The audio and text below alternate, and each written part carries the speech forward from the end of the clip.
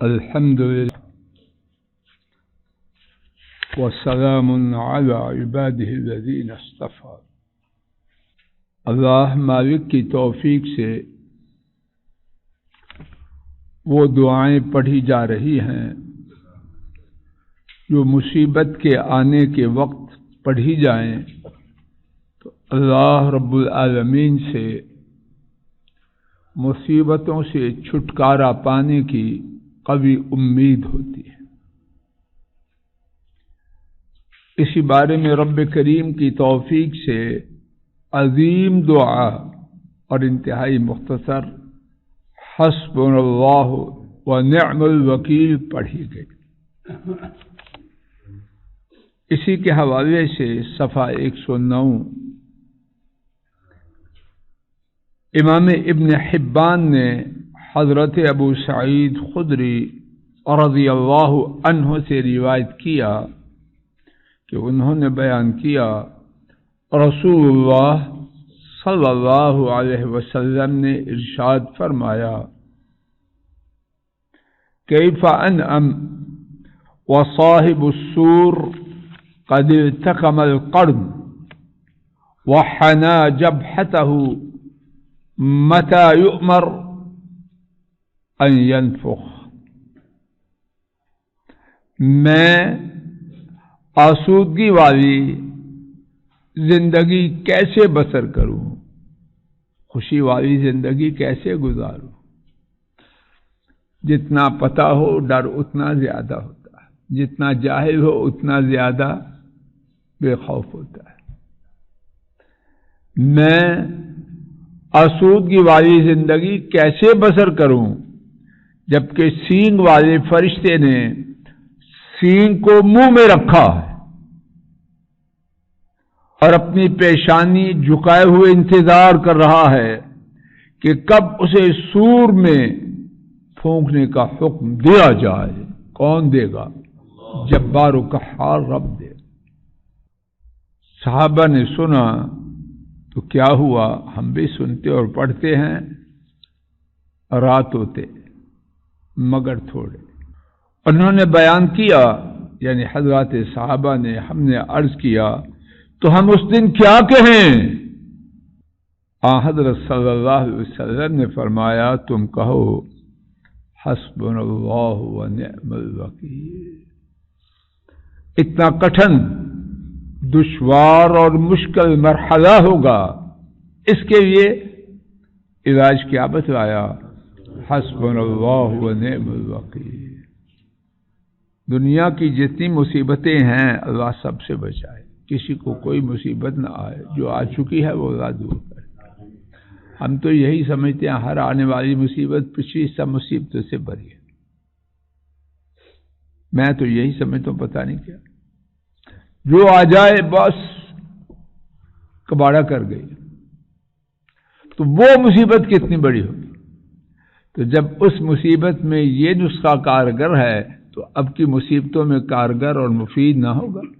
ضرور ہوگا انشاءاللہ۔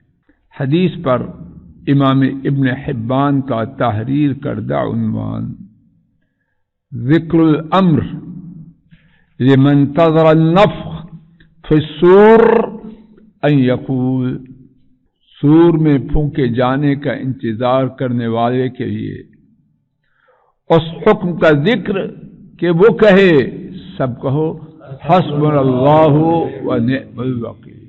ایک دوسرا ذکر حسبی اللہ و نعم الوکیل، میرے اللہ میرے لیے کافی ہے۔ سبحان اللہ، خرم جی کیسا وظیفہ ہے، حسبی اللہ۔ جب بندہ یہ کہے تو اللہ کتنے خوش ہوتے ہو۔ حسبی اللہ و نعم الوکیل، کہیے میرے ساتھ،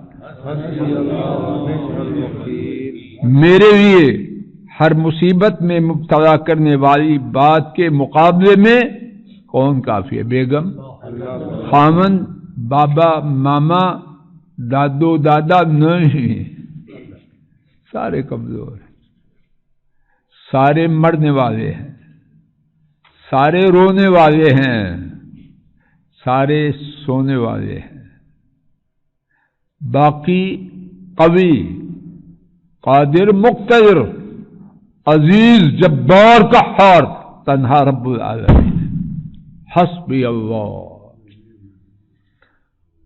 اور وہ کیسے ہیں؟ اور وہ بہترین کارساز ہے.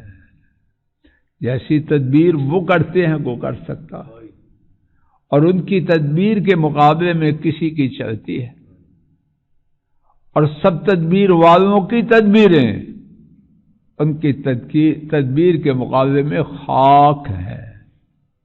اگر اس کا یقین آ جائے تو جینے کا مزہ آ جائے. یعنی بندوں کے معاملات کی تدبیر اور ان کے مفادات اور مصالح کی نگہبانی کس کو سونپی جاتی ہے؟ انہی کو سونپی جاتی ہے. امام بخاری نے حضرت ابن عباس رضی اللہ تعالی عنہما سے روایت کیا. انہوں نے بیان کیا آگ میں پھینکے جانے کے وقت ابراہیم علیہ السلام کے آخری الفاظ کیا تھے؟ حسبی اللہ و نعم الوکیل. دونوں روایتوں میں تطبیق. پہلی بات گزر چکی ہے، ابراہیم علیہ السلام نے کیا کہا؟ حسبنا اللہ و نعم الوکیل. اور یہاں کیا ہے؟ تو دونوں باتوں میں بظاہر کنٹرڈکشن ہے، تعارض ہے. کوئی تعارض نہیں. اب جو جاہل ترجمہ والی کتابوں سے اسکالر بنا ہے وہ مارا جائے گا. اوہ تعارض ہو گیا، حدیث کو چھوڑ دو. اگر کسی عالم کے پاس بیٹھا ہوگا تو فوراً کہے گا کوئی تعارض نہیں. کیسے؟ سن لیجیے پھر پڑھ بھی لیتے ہیں. یہ ان کے آخری الفاظ تھے. حسبی اللہ نعم الوکیل آخری الفاظ، اور حسبنا اللہ نعم الوکیل پہلے کہتے تھے. تو تعارض کدھر ہوا؟ جو کاروائی ہوئی ابتدا میں کیا کہا اور آخری الفاظ، تو تعارض کدھر ہوا؟ مہمان گھر سے جانے لگا، کہا استودع اللہ، آخر میں کہا فی امان اللہ. اب دونوں میں کوئی تعارض ہے؟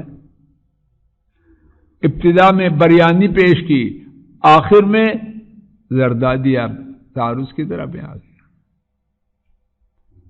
اب کسی سے کوئی سمجھے گا، پڑھے گا. اب اردو بازار سے میڈیکل کی کالج لے کے تو نہیں ہے اسپیشلسٹ بن جائے گا، قبرستان ہی آباد کرے گا ایسا بدبخت.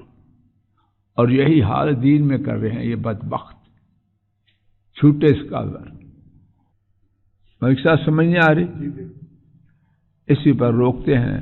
اللہ تعالیٰ اپنے فضل و کرم سے کہی سنی بات کی غلطی کو معاف کرے اور ٹھیک بات قبول فرمائے. وصلی اللہ تعالی علی خیر خلقہ وعلی آلہ واصحابہ واہل بیتہ واتباعہ الی یوم الدین. السلام علیکم ورحمۃ اللہ. یہ ڈاکٹر فضل الہی صاحب کا آفیشیل یوٹیوب چینل ہے. اس کو لائک، سبسکرائب اور شیئر کریں اور بیل آئیکن پریس کریں تاکہ نئے آنے والی ویڈیوز کا نوٹیفیکیشن آپ کو موصول ہو سکے. جزاکم اللہ خیر.